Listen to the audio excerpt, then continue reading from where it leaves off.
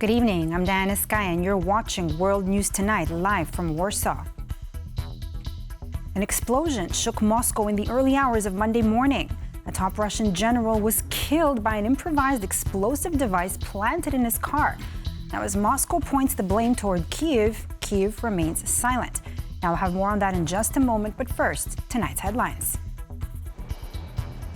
A new poll shows that nearly 1 in 4 Poles support leaving the EU. And the Polish Foreign Ministry tells TVP World that Russian disinformation aims to sow discord between Kyiv and Warsaw. And China slaps up to 43% tariffs on EU dairy, escalating trade tensions with the bloc. Lieutenant General Fanil Sarvarov. Name sound familiar? Well, he's the man responsible for the Russian army's training operations, and on Monday morning he was killed by an improvised explosive device in Moscow. Now, this marks the latest in a string of high-profile assassinations targeting Russia's top military officials. Pavel Chaskovsky reports. A powerful blast alerts the citizens of Moscow on Monday morning. I heard a blast, but at first I did not pay attention to it. I only understood what had happened when I came out with my kid to go to school. It was a bomb planted in an SUV owned by Russian Lieutenant General Fanil Sarvarov. The explosive went off as the general was driving his car in a residential area of southern Moscow. Russia's investigative committee has opened a criminal case on murder over the car bombing on Yasenevaya Street in Moscow that killed the head of operational training at the General Staff of the Russian Armed Forces, Lieutenant General Fanil Sarvarov. Apart from being responsible for the Russian army's training system, Sarvarov was previously involved in the armed conflicts in Ossetia, Chechnya and Syria. His assassination is the third of its kind in the last year. In April this year, Major General Jarosław Moskalik was killed in a similar car blast. And last December, Lieutenant General Igor Kirillov, the head of Russia's nuclear, chemical and biological defense forces, was killed by a bomb hidden in a scooter. In both cases, the Russian authorities arrested suspects who admitted to having received orders from Ukraine's security service. Kyiv did not own up to these 2 explosions. No comment was issued after Monday's blast either. Sarvarov's killing comes as Russia keeps pressuring Ukraine on the front line with little signs of abating. I don't see that the Russians are ready to give in any substantial way unless their economy keeps taking a pounding. But according to the Financial Times, Putin is to be fed overly positive reports by his subordinates that fossilize his all-or-nothing approach to ending the war. Therefore, some believe that the winds are carrying us towards a frozen conflict, a kind of, if you want, South Korean scenario. Paweł Trzaskowski for TVP World. From a long table in Moscow to a war that reshaped Europe, French President Emmanuel Macron once believed Vladimir Putin's words. 16 days later, though, Russian tanks rolled into Ukraine. Now, as the United States reopens channels with the Kremlin, the question facing Europe is whether its leaders should once again pick up the phone to Moscow. Our Europe correspondent Alex Kadier has more. Emmanuel Macron may be heading back to Moscow. In early February 2022, the French president meets Vladimir Putin in Moscow and says the Russian leader is willing to respect Ukraine's territorial integrity. 16 days later, Russian forces invaded. Vladimir Putin lied, but Macron stayed in touch. I have chosen to remain in contact with President Putin for as long as I can and for as long as is necessary to unstintingly seek to convince him to renounce violence. The French president was heavily criticized for not cutting contact with the Kremlin. Through nearly 4 years of Russia's war in Ukraine, almost all European leaders, including Macron, have since refused to engage with the Russian president. They wanted him isolated and saw little reason to get around the table with him. But on a summer's day in Alaska, Vladimir Putin was out of the cold. Again, Mr. President, I'd like to thank you very much, and we'll speak to you very soon and probably see you again very soon. Thank you very much, Vladimir. Next time in Moscow.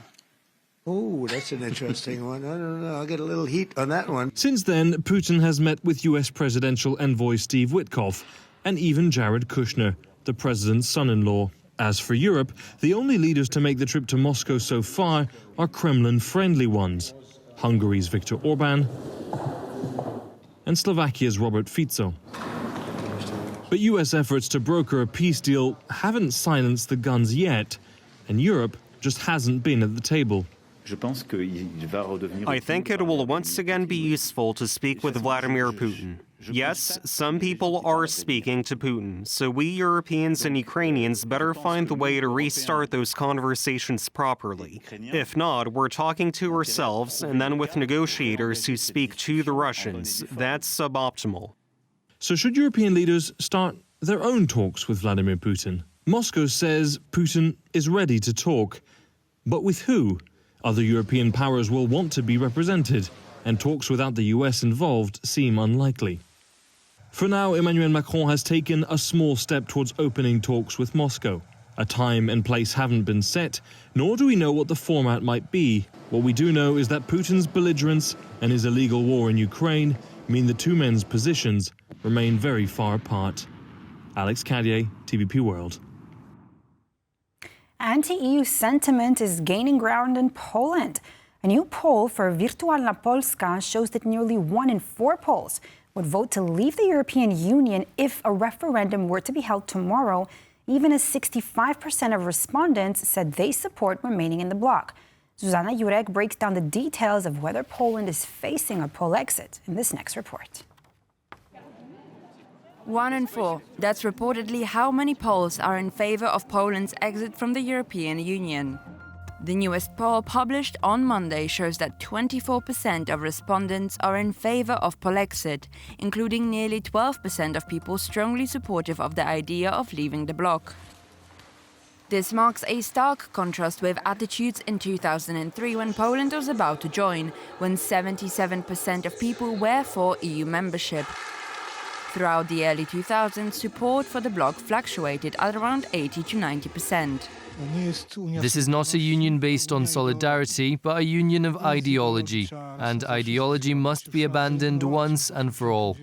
Yet most respondents express more reserved views. Exit? No. Instead, we should transform this union back to its original form, to its original system, because now it's paranoia. I'm not thinking in terms of leaving the European Union, but rather in terms of ensuring that European Union does not impose its will on our internal affairs, our Polish affairs. But while ruling coalition voters remain steadfast in their commitment to European values, nearly half of the right-wing opposition, on the contrary, are against EU membership. Here, the former ruling government Law and Justice Party takes the crown with 47%, while the far-right Confederation threads closely behind with just over 40% against the bloc. Law and Justice has done a lot of detrimental things with regard to the European Union. Here, of course, the dispute over the rule of law in Poland is clearly outlined. One of the ways that the European Union was sold to Polish conservatives was that, there's going to be no impact in terms of Polish moral cultural issues, things like abortion. And I think there is an increasing concern that the EU is moving into those areas. Law and Justice-backed President Karol Nawrocki, elected back in June, equally championed the idea of Poland's independence from Brussels during his electoral campaign. I will never agree to the European Union taking away Poland's competencies, especially in matters that are not written in the European treaties, and these should not change. I will be the voice of citizens who want sovereignty. At the same time, ultra-nationalist and pro-Russian Grzegorz Braun has forged ahead in the parliamentary polls with staunchly anti-EU rhetoric. The really big problem for Law and Justice is the rise of Grzegorz Braun, because he is picking up precisely those voters that probably at one time would have voted for Law and Justice. In spite of its Eurosceptic rhetoric, it actually, according to these voters, gave in on things like climate policy. It was insufficiently robust in defending Poland's interests, in spite of its Eurosceptic rhetoric. It was far too pro-Ukrainian. It's about weaponizing basic fears. For example, the fear of migrants supposedly flooding Poland and changing its ethnic makeup. This is simply Russian propaganda which is designed to install fear in us. For now, while over 60% of Poles remain committed to the ideals of the European Union, the growing proliferation of Eurosceptic views sends a clear warning that propaganda pushed by Russia is becoming ever more mainstream. For TVP World, Zuzanna Jurek. A new chapter in the Europe versus China trade war. Beginning Tuesday, Beijing will slap steep tariffs on EU dairy products, escalating a dispute sparked by European tariffs on Chinese electric cars and raising new questions about Europe's competitiveness in an increasingly unbalanced relationship. Maciej Wilowski has more. Global trade tensions are heating up again, but this time the United States isn't involved. Starting Tuesday, China will impose an over 40% tariff on imports of dairy products from the European Union. It's the result of a more than years-long investigation by China's Ministry of Commerce, which concluded that EU-subsidized imports of dairy products are undermining local producers. That verdict prompted a rebuke from EU officials. The Commission's assessment is that the investigation is based on questionable allegations and insufficient evidence, and that the measures are therefore unjustified and unwarranted. And drew the attention of French dairy producers who stand to be among the most affected. Of the 100,000 tons of cream exported annually from Europe to China, France accounts for half, or 50,000 tons. Similarly, several thousand tons, 6,000 tons in total, of cheese are exported to China. China's move could also be in retaliation to 45% tariff the EU imposed on Chinese electric vehicles, which are heavily subsidized by the Chinese government and have undercut the competitiveness of European automakers. The tariff that have been decided at European level on the electric vehicles may have been the trigger for that procedure. The tit-for-tat tariffs underlie a broader story, Europe's growing reliance on Chinese imports. If you look at the data specifically on the European, American, and Chinese economic output throughout the last 15 years, you're going to see that the economic fallout of China was greater for European Union. Last week, in an op-ed for the Financial Times, French President Emmanuel Macron called on Europe to take measures to regain its competitiveness. China's trade surplus with the rest of the world now stands at a whopping $1 trillion. Its surplus with the EU has almost doubled to 300 billion euros in 10 years. The combination of U.S. tariffs and subdued domestic consumption means Chinese exports are now flooding into Europe. This is not sustainable either for Europe or China. It's an issue Macron discussed with his Chinese counterpart Xi Jinping at a summit in China earlier this month. Having lost considerable ground to China, it may be difficult for Europe to level the playing field. Maciej Wilowski for TVP World. No form of bullying should have a place in society, particularly in schools. But an alleged case of abuse targeting a teenage daughter of a Ukrainian volleyball player may now be fueling wider tensions between Poland and Ukraine, exposing just how fragile public sentiment can be amid war, migration, and Moscow's disinformation campaigns. Aisha Abache explores what's at stake in this next report. With us, on the one hand, smiles and handshakes and declarations of unity between Warsaw and Kiev, but on the other, domestic tensions are simmering. Ukraine's foreign minister has condemned what he called the disgraceful treatment of Ukrainians in Poland after the teenage daughter of a Ukrainian-born volleyball player was allegedly targeted with abusive messages by classmates at a Warsaw school because of her heritage. As the Minister of Foreign Affairs of Ukraine, I insist on fair punishment for those who allow themselves xenophobic attacks against Ukrainians, both in Poland and in other countries. The Polish Foreign Ministry confirmed to TEP that this is not a single case. I think we need to tackle it as a systematic problem because we see a rise in this strange narrative against Ukraine, against Ukrainian citizens. There's only one actor who benefits from dividing Poland and Ukraine. That's Russia. The alleged bullying comes amid growing friction between parts of Polish society and Ukrainian refugees. Just last week, tensions turned violent in Poznań, where a Ukrainian couple was attacked on a tram. Two Polish nationals, likely intoxicated, verbally abused a man and a woman speaking Ukrainian before resorting to physical violence. In October, Gdynia's city authorities requested additional police presence, warning of rising hostility toward the local Ukrainian community. We see a very high intensity of attacks on social media against anyone who raises the topic of Ukraine, who stands up for Ukraine. And we also see that this is being driven by hundreds, if not thousands, of fake accounts. Officials point to Russian disinformation as a key driver, but anti-Ukrainian rhetoric is also being amplified domestically, particularly on the far right. This was the Polish Far-Right Confederation Party's rally outside Parliament on the day President Vladimir Zelensky visited Poland last Friday.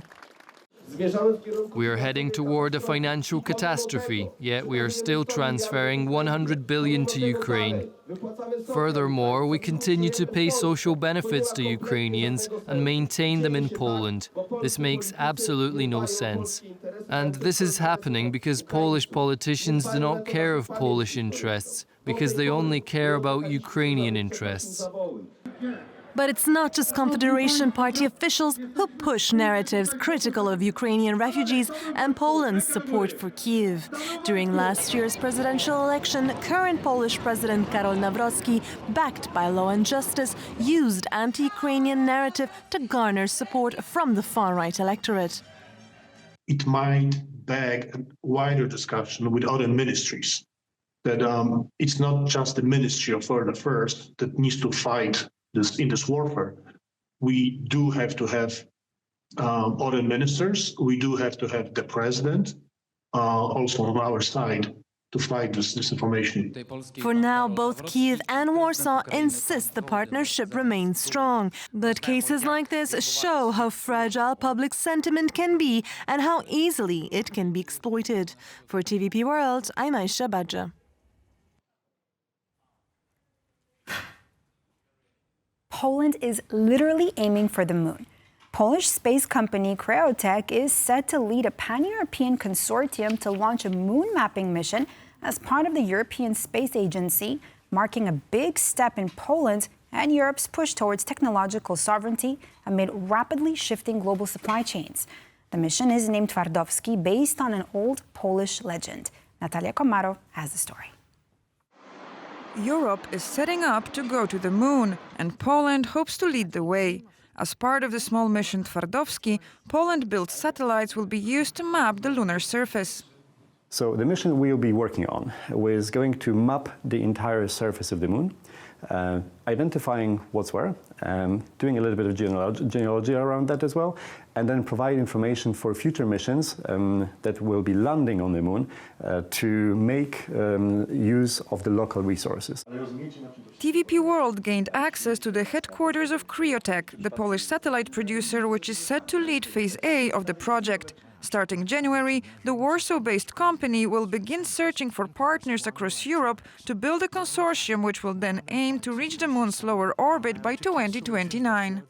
Kremlin is the company behind the Hypersat platform, the basis of the Polish military satellite Piast, which was launched on December 3rd. The move was a part of an ongoing push towards diversification of suppliers and technologies connected to space, as Poland fears geopolitical shifts could weaken its national security. Warsaw also joined the elite club of capitals with access to the US WGS satellite platform. Even if we had nothing else, if for some reason all other communication systems were down, all the top leaders in the Polish army will have access to an encrypted satellite system. In this context, in order to map the moon, Kremlin aims for the consortium of space companies to be based almost entirely in Poland. In the past, we could rely on supply chains across the entire globe. I think we can see very closely from our perspective as well that some of these supply chains are fragmenting somewhat, depending on the location, on the continent, on the country. So having the ability right now to build something without asking others for permission seems to be the way to go. The name of the upcoming moon mapping mission, Twardowski, is a name known to every Polish child. Sir Twardowski was the court sorcerer for an old Polish king, and according to legends, ended up exiled to the dark side of the moon after making an unfavorable deal with the devil. And now, Poland bets on itself. For TVP World, Natalia Komarov. Over the weekend, U.S., Ukrainian and Russian envoys met in Miami for talks aimed at ending the war in Ukraine. Now, while the discussions were called, quote, productive and constructive, no major breakthrough was announced. Now, the focus was on security guarantees, economic recovery, and a 20-point plan for peace. Joining me in studio to discuss this and more further is Marcin Burzanski from the Center for Diplomacy and Negotiation, Director, Collegium Civitas. Marcin, so glad to have you here with us. Good evening. Very happy World to be here. News tonight. So, Marcin, I mean, according to President Zelensky, this week's talks in Miami didn't really bring significant development. I want to know what you think about this, and from your perspective, what are the biggest obstacles from Russia and Ukraine right now, preventing them to reach a final conclusion and ending to this conflict? Well, frankly speaking, I'm not surprised at all. I didn't expect any outcome, any progress really to be announced from those talks, because looking at what was the latest that Europe has put on the table with Ukraine, this 20-point plan, which has been adapted with the new ideas for security guarantees, with the proposals of stationing of European countries' troops in Ukraine, with very strong electoral process and political process to be put in place to decide any future of territory in Ukraine, all are things that Russia has completely and bluntly said it will not accept. So it's very hard to imagine that suddenly from day to day they would change that position. I think what was very important is that Europe took a bit of a more driving seat in this process, so that this Russian trap, because I think that's how we have to call the 28th It's an interesting way to call it, right? has been in some ways managed, a little bit averted, and from that perspective, it is good that those talks are continuing and that there is a will to engage with the U.S. initiative. Mm-hmm. But frankly speaking, the problem is on Russia's side. Russia doesn't want peace. It has stated that many, many times, and we're seeing statements from Putin, from his emissaries, from his envoys, much to the same. They're saying we're willing to engage in a peace process, but they're doing something completely opposite. They're bombarding Ukrainian cities day in out. So it's very hard to trust any declarations from Russia. And while the U.S., of course, is pressuring for any kind of results and for any kinds of concessions, and Ukraine has no choice but to engage with them and put good words into a difficult situation, the fact is that without the U.S. stepping in a bit harder to pressure Russia, I can't really see any kind of breakthroughs coming here. Of course, this is the reality we have. Let me ask you, Marcin, can we officially confirm that, the U.S. is officially the mediator in this conflict right now? And what do you think, just go a little bit further into telling me how you think the U.S. is handling this mediation, this conflict resolution, process? Well, the U.S. is not a mediator here in a traditional sense. It's trying to be, though. Yes, but if we think about mediator countries, usually more traditionally in peace processes, there are sometimes neutral countries like Switzerland or Norway. They've been mediating many times situations who have possible interest or exactly who really can do the shuttle diplomacy between sides. Here we have the U.S. Who also has been putting statements out which are sometimes conflicting with themselves, because they wanted to stop Russia on one hand. On the other hand, now they're seeing to engage more and more with Russia, and this new national defense strategy, national security strategy points to that. So the U.S. here seems to be, well, on one hand, an indispensable party still for Ukraine's support, for Ukraine's defense when it comes to intelligence, when it comes to providing weapons. They're paid off by Europe, but they're still coming a lot from the U.S. This is all very important. There's still some political position of the U.S. that they're supporting NATO in their stance against Russia. But on the other hand, we have the U.S. which is saying, well, if you don't cede territory, if you don't lose your sovereignty, we're going to let Putin march over you. And that's tragic, but we have those two voices at the same time. So this is the reality that both Ukraine and Europe has to grapple with. All right, so speaking of voices, I want you to comment on Macron reportedly saying that he's ready to meet Vladimir Putin. What do you think about that? I mean, in general, should EU leaders be picking up the phone, talking to Putin and having these one-on-one, face-to-face meetings with him? Is that, do you think, going to bring something concrete to resolve this conflict? Well, I would remind all of the European leaders, and particularly here I'm thinking about Macron, well, Scholz is no longer there, but they went several times to the Kremlin. They sat along this huge table with... and what did they achieve? They achieved completely nothing. The very, very days after that started, Russia started its 16 days invasion. later, like we had in our Exactly. Earlier, So we can't expect any changes here. I think there are ample reasons for these initiatives coming out now. First of all, Macron actually is under pressure from his right-wing parties in his country, from the Front National, from Bardella, so he wants to mitigate a little bit, saying that he wants peace, he doesn't want war with Russia, so he's showing arguments to that extent. Also, there's the question of the only line to the Kremlin coming from the US, and, well, if the US is really hostile towards Europe, then we need to have one, even if it's almost pointless to talk, but at least we can say we are ready to, if there's real interest. Importantly, Macron did say he would not speak at any point without consultation with Zelensky and his other partners. But I think this is a message to Trump. This is a message to his political base. This is a message trying to say Europe can also be a party here and be involved in shaping up this process, because this is European security after all, and it's about the EU as well. But bottom line, in terms of effects that this could bring, in terms of stopping Russia, I don't believe that could happen. I wonder what it is going to take Russia to stop. What about, I mean, now we know Europe committed 90 billion euros right into support for Ukraine, calls to keep Russian assets frozen. Do you think that this financial backing could actually influence the dynamics behind these peace negotiations? Well, certainly. I mean, if we can call it peace negotiations. It was critical that this decision was made. If there wouldn't be financial backing secured, it would be a disaster for Ukraine at this summit.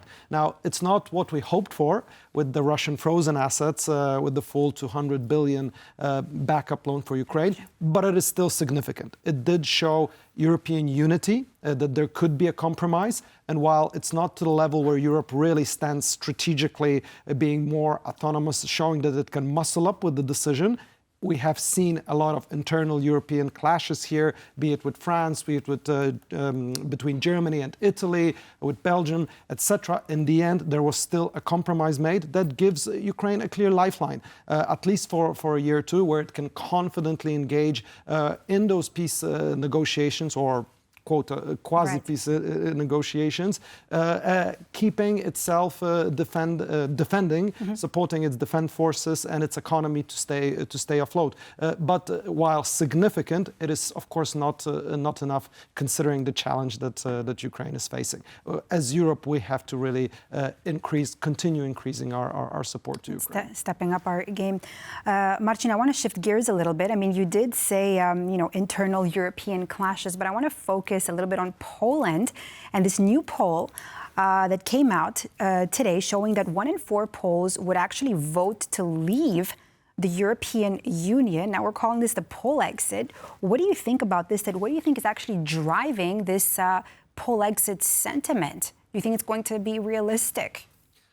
Look, a couple of things here. First of all, I know it sounds dramatically that those 25% are thinking to leave, but if you look at the polling across Europe, this is actually still quite a strong support. This is not... well, we're right behind France. Not that bad. Isn't Poland right behind France? Yes, right? well, wanting to exactly, leave the EU? but there are several countries which have even worse opinion.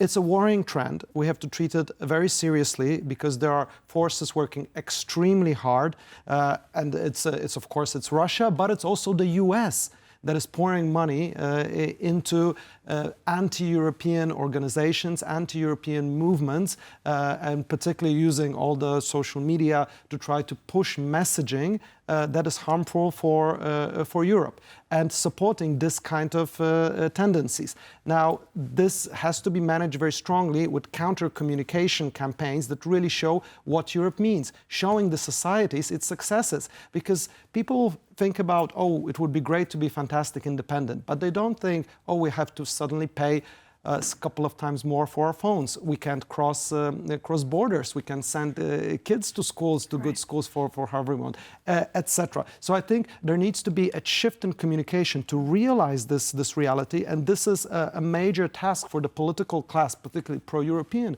political class that is in majority. And another important thing, our battle to understand the importance of the EU, the political narrative battle here, it should be treated as a core fundamental part of defending our country. So defending Poland today doesn't just mean building a shield against rockets or drones. It doesn't just mean getting our army up to shape. Right. It means being able to defend our position in the European Union, to defend the narrative so that the people are not manipulated through external actors. This is very, very important and should be treated with that urgency. Again, it's not to panic, but to treat it seriously. A very important perspective. Thank you so much, Marcin Burzanski, for breaking it down for us here on World News Tonight on TVP World. A pleasure. Thank you.